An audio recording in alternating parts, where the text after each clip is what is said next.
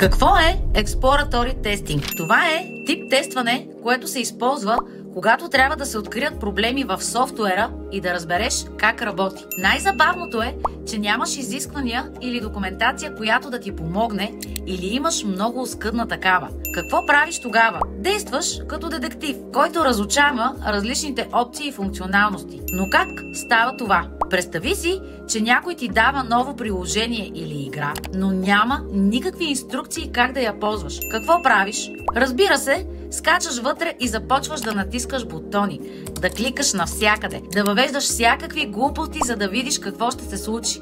Ето, това е Exploratory тестване. Тук идеята е да откриеш неща, които не работят както трябва. Например, пробваш какво става, ако въведеш иможи в полето за име. Или ако затвориш програмата точно когато качваш видео. Или въведеш грешна парола. Това е като да изследваш нещо напълно ново, без никой да ти казва как точно да го направиш. Влизаш, пробваш, намираш бъгове, които могат да създадат проблеми за потребителите и спасяваш положението още преди софтуера да е пуснат на пазара. Супер готино, нали? Използваш логиката и креативността си, за да направиш софтуера по-добър, а най-якото – плащат ти за това. Ако искаш да разбереш повече, запиши се за безплатния ми вебинар на qa-star.com.